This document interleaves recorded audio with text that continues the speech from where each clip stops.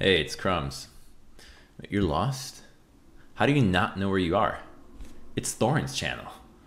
The Gamania Bears, aka Gamma Bears, are a team who are one of the what if teams in global League of Legends history. They were a Taiwanese team who, if you follow the historical narrative of the region, which was to have teams that could be competing, dark horses, getting upset, sometimes actually being strong at the level of the NA and EU teams, this is a team that on paper didn't live up to that, but absolutely could have. So if we look at the historical narrative of the region, of Taiwan, of LMS, sure they were playing in the GPL at certain points in time. Season 2, obviously Taipei Assassins wins the World Championship. Now, they were maybe a mild dark horse for that run. Definitely not a favourite, no matter what anyone says. But they managed to exceed all expectations. They managed to beat a number of top teams in the world and win the World Championship. Coming into Season 3, nothing of that sort. You have the Taipei Assassins lineup start to fall away as the year goes on. You have Mistake move over to the sister team, the Taipei Snipers. They're looking really good, but they don't manage to make it to Worlds. Come into Season 4, you have the All-Stars tournament, which is the precursor to the MSI, basically. Taipei Assassins goes there. They have up-and-coming jungle talent Winds playing for them. They shit the bed completely.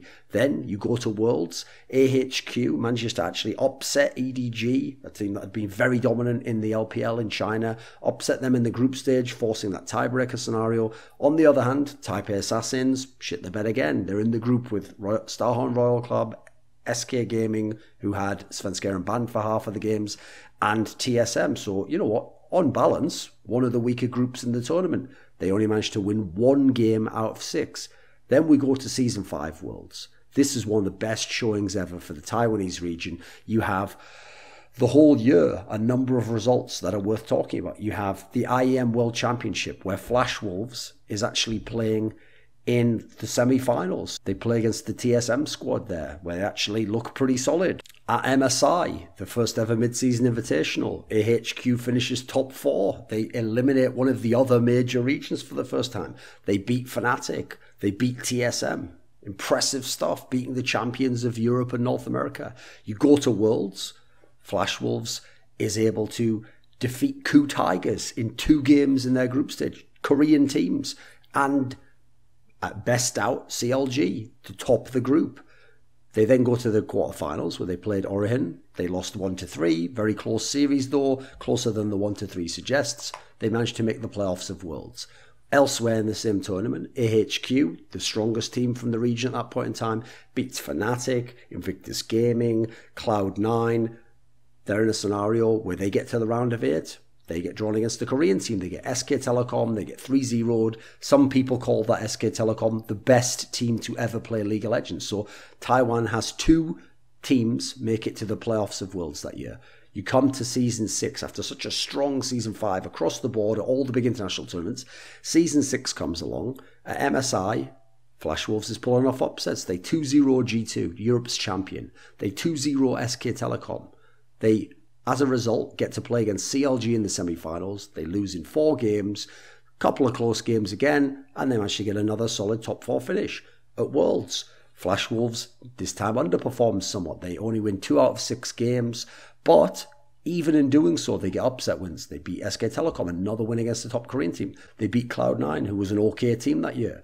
Elsewhere, you have the AHQ team, coming in as one of their weaker years, sure. They go 3-3 in the group. They beat H2K the first time around.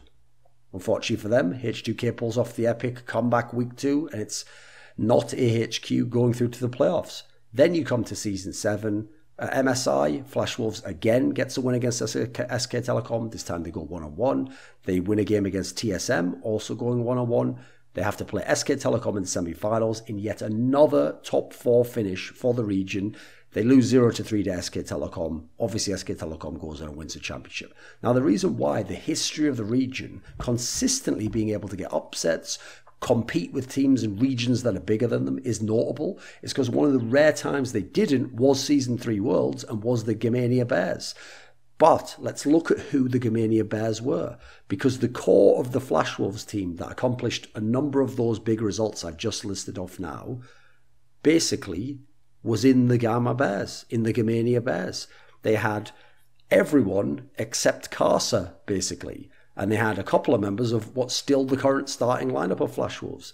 At the time, the Gamma Bears lineup was top lane Stake, who obviously later went on to play in Flash Wolves and to be a coach of Flash Wolves. You had jungler Winds, who, as I said, later on went on to Type A Assassins. You had Maple as mid lane. You had NL as AD carry, and you had Sword Art. So Stake, Maple, NL, and Sword Art, all players that were in Flash Wolves for some of those results I mentioned before. Then you look at the Flash Wolves team, who people probably remember most notably accomplished things. Later on, they replaced Stake with MMD. They had Karsa as their jungler. They had Maple. More recently, you have Betty, who obviously they'd had NL for a long time. He was often memed upon. They replaced him with Betty. And they had Sword Art, obviously somewhat legendary support player. Now, there are some factors that are part of the reason why it's such a what-if. Because at the time of the Gamma Bears making it to Season 3 Worlds, Maple, star mid laner now, was only 15 years old and has since, in international play, gone on to be phenomenal. And domestically, MVP candidate many, many seasons. Gau's only 15 years old. Could we have already seen some of that potential before? We don't know, because he went against prime Season 3 Faker, so it was irrelevant.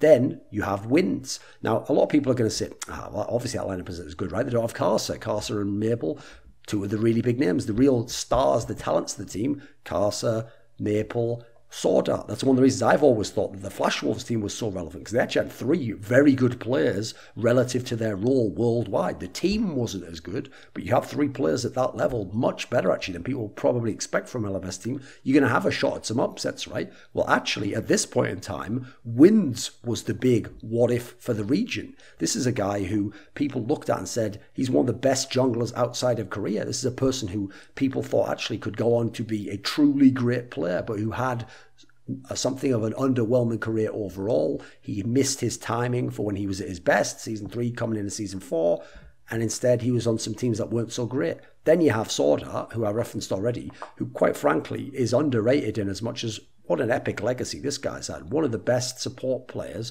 for many years. We're talking even an international level here. Consistently elite within his region. Even played with a number of AD carries people wouldn't consider elite or very good. And being able to get these crazy upsets with people in his lane who have no chance of being in a Hall of Fame ever. So, the way that this team was able to even get to Worlds was a surprise run initially. Along the way, they went to a tournament called Game Masters and beat Zenix Storm. Pretty good, right? Sure, they only won one series out of three, but that's an upset over a Korean team. They were able to do a run to first place at the regional, beating out the aforementioned Type A Snipers, who, like I said, was considered the best team at the time.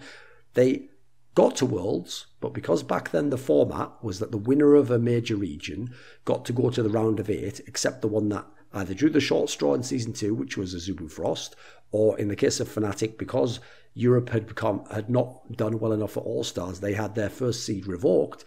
Everyone else waited in the quarterfinals. And so as a result, we ended up with the ludicrous scenario where Gamma Bears, as a reward for winning their regional, sat in the quarterfinals and then ended up playing SK Telecom, the de facto world number 1, in the round of 8, and obviously was swiftly beaten 2-0, and it was irrelevant. That's the problem. In this kind of a scenario, think about how many other ways it could have gone. Like, if All-Stars didn't count in that particular way and you draw short straws, well, maybe they don't get that particular matchup. Maybe they have to play in the groups and we see more of them, right? They don't get the bye. In a different format, like now, we wouldn't have a bye anyway and you'd see them go straight into group play.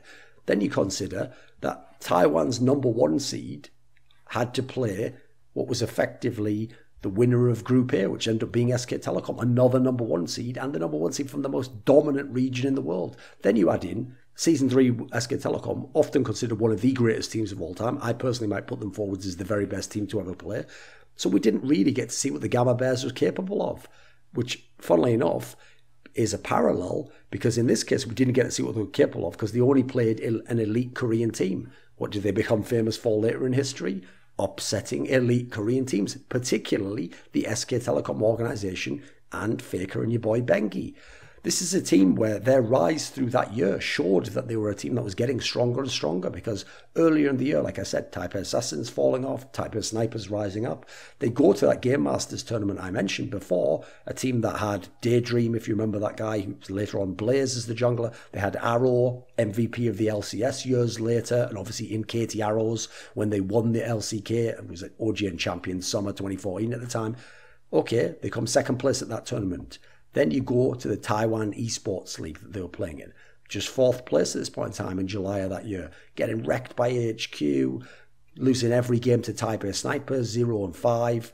They had no players picked for the All-Star game. But after that is where the climb begins. The epic run at the regional, where they were able to beat Taipei Assassins 2-0, to beat AHQ 2-0, to go to the final and play Taipei Snipers, win in a 5th game 3-2, and thereby secure themselves a spot at the World Championship. After that, they go to the Hong Kong Esports Tournament. Again, they play AHQ, beat them a few times. They get to win that tournament. Go to Worlds, slap bang into SK Telecom.